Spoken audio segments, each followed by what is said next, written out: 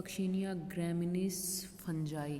It is a fungi of wheat plant.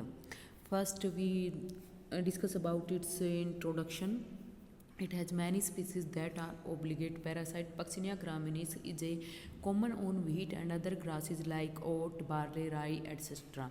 Fungus is called as heterogeneous host because it completes its life cycle in two hosts. It has 5 stages which will be discussed in next slides. Wheat is called as primary and barberry plant is called as secondary host. जो Puccinia graminis tritici is well known causal organism of black or stem rust of wheat. Persona identified the pathogen as a fungus for that disease and named it gramineaceae. It is obligate, heterogeneous and macrocyclic fungus. Its primary host is wheat and alternate host is barberry leaf. So it is called as heterogeneous. Heterogeneous means यानी कि दो plant के ऊपर इसकी dependence होती है। पहला इसका व्हीट प्लांट होता है और दूसरा इसके अंदर बारबरी प्लांट होता है। व्हीट प्लांट के ऊपर ये फॉर्म होते हैं इसके अंदर स्पोर्स और बाद में ये बारबरी लीफ के ऊपर चले जाते हैं जब इसका सीजन नहीं रहता है व्हीट प्लांट का, और अगेन ये दोबारा से अपनी साइकिल को रिपीट करते हैं और दोबारा अपने होस्ट यानी कि व्हीट प्लांट के ऊपर आ जाते हैं। दो जो सोमेटिक स्ट्रक्चर होती है वो दो टाइप के माइसीलिया के अंदर डिवाइडेड होती है इसकी, जो कि डाइकैरियोटिक और मोनोकैरियोटिक दोनों ही होते हैं। और इसके अंदर क्या होता है कि इसकी ऑलमोस्ट स्टेजेस जो होती हैं वो 5 होती है। फर्स्ट स्टेज इज यूरेडिया बियरिंग यूरेडोस्पोर्स, ये भी व्हीट प्लांट के ऊपर होती है। नेक्स्ट इज टेलिया बियरिंग टेरिडोस्पोर जो कि व्हीट प्लांट के ऊपर ही होती है।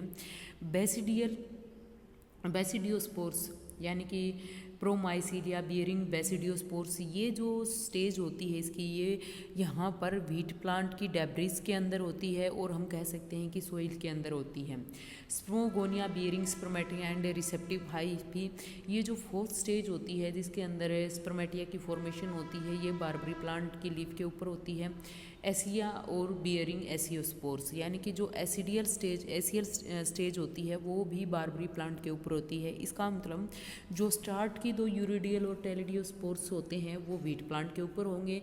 नेक्स्ट जो एक इनके बीच में एक यहाँ पर एक पुल का वर्क करता है जो कि बेसिडियोस्पोर्स है जो सोइल के अंदर होंगे। सोइल से ट्रांसफ़र हो जाते हैं बारबरी प्लांट के ऊपर। जो लास्ट की 2 स्टेजेस हैं यानी कि स्पर्मेटोगोनिया और एसिया जो स्पोर्स होते हैं एसिडियोस्पोर्स जो होते हैं वो यहाँ पर बारबरी प्लांट के ऊपर फॉर्म होते हैं। फर्स्ट स्टेज हम करेंगे life cycle on wheat plant, जो कि पहले स्टेज से यूरिडियोस्पोर्स की फॉर्मेशन हो रही थी और नेक्स्ट जो थे टेलिडोस्पोर्स। यूरिडियोस्पोर्स जो फॉर्म होते हैं वो लीफ के ऊपर होते हैं।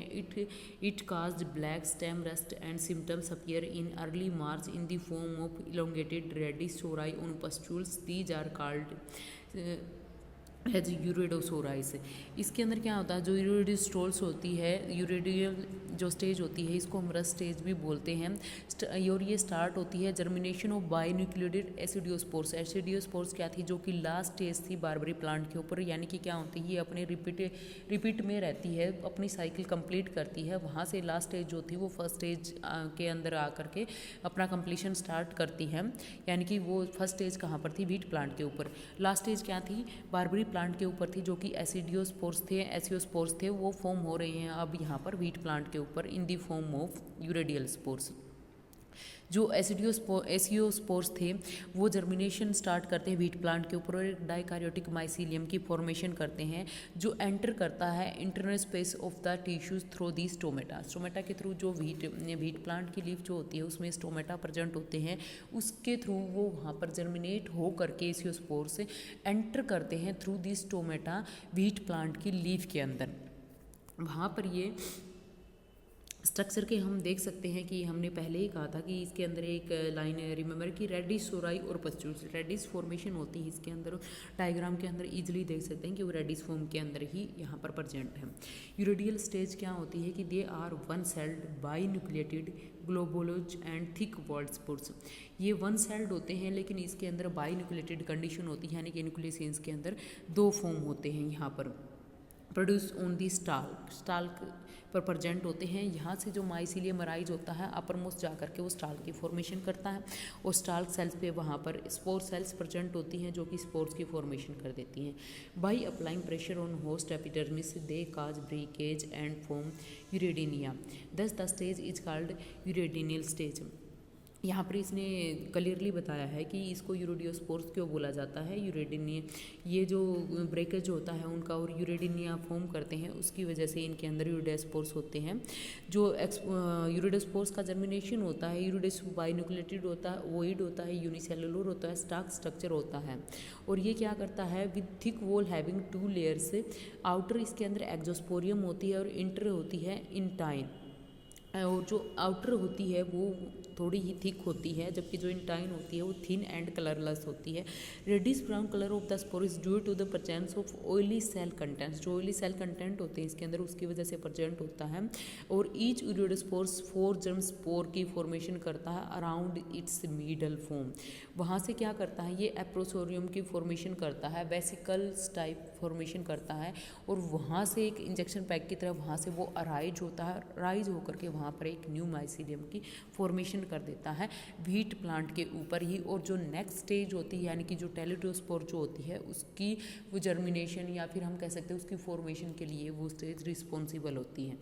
नेक्स्ट स्टेज हमने पहले ही डिस्कस किया था कि इसके अंदर 5 स्टेजेस होती है। फर्स्ट यूरोडियोस्पोर जो कि व्हीट प्लांट के ऊपर होती है और दूसरी जो होती है टेलिडोस्पोर्स वो भी व्हीट प्लांट्स के ऊपर ही होती है। तो अब हम डिस्कस करेंगे टेलिडोस्पोर यानी कि second stage on wheat plant. Urediospores change their colour and converted into brown to dark red और रस्ट कलर। जो ये कह रहा कि ये जो यूरोडियोस्पोर्स ही यहाँ पर चेंज हो जाते हैं बाद में और वो कलर चेंज कर करके डार्क ब्राउन और रस्ट कलर के अंदर कन्वर्ट हो जाते हैं। दीज आर ड्यू टू टेलिडोस्पोर्स, यानी कि टेलिडोस्पोर्स की वजह से ही होते हैं। अगर वहाँ पर पहले यूरोडियोस्पोर प्रेजेंट है तो वो अपना चेंज कर लेते हैं, किसकी वजह से, जो टेलिडोस्पोर्स की फॉर्मेशन होने वाली होती है उन्हीं की वजह से। They are 2 celled and thick walled oval and binucleated. पहले वाले जो यूरोडियोस्पोर्स थे वो 1 सेल्ड थे और क्या थे, बाइन्यूक्लिएटेड थे। लेकिन ये क्या है, यहाँ पर 2 सेल्ड भी है और बाइन्यूक्लिएटेड है। It means 1 cell have 1 nucleus but in urediospores 1 cell have 2 nucleus. It is the main difference in both spores. They have 1 germ tube and 2 nuclei. 1 germ tube होती है इनके अंदर और 2 न्यूक्लियाई प्रेजेंट होते हैं। They are dispersed by wind and do not immediately cause disease but can withstand for unfavourable condition and survive for long.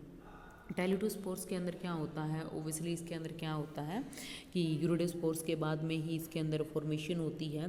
तो यहाँ पर जैसे ही टेलिडोस्पोर्स की फॉर्मेशन होती है दोनों के अंदर डिफरेंस क्या होगा, पहले वाले क्या थे, थोड़ा रेडिश कलर के थे और इसके अंदर जो फॉर्म हो रहा है नेक्स्ट इसका अंदर जो टेलिडोस्पोर्स है वो यहाँ पर ब्लैक क्रस्ट के अंदर फॉर्म हो रहे हैं। तो दोनों के ऊपर अगर हम प्लांट के ऊपर देखते हैं तो इसके अंदर क्या होता है कि पहले रेडिश होते हैं और दूसरे क्या होते हैं, ब्लैकिश होते हैं। तो ईजिली हम नेक्ड आई से भी उनको रिकॉग्नाइज कर सकते हैं कि कौन सा यहाँ पर यूरोडियोस्पोर्स की फॉर्मेशन कर रहा है और कौन सा टेलिडो की। लेकिन यूरोडो इनिशियल स्टेज है तो टेलिडो लेटर स्टेज है, लेकिन इसका मतलब ये नहीं है कि वो डायरेक्ट जा करके वहाँ पर पूरी की पूरी डिजीज़ को कोज कर देता है। नहीं, वो एक फेवरेबल कंडीशन का वेट करता है और अनफेवरेबल कंडीशन के अंदर वो स्टे करता है। जैसे ही फेवरेबल कंडीशन आती हो दोबारा से जर्मिनेट करना स्टार्ट कर देता है और तब वो जा करके क्या करता है, वहाँ पर डिजीज़ कोज करता है।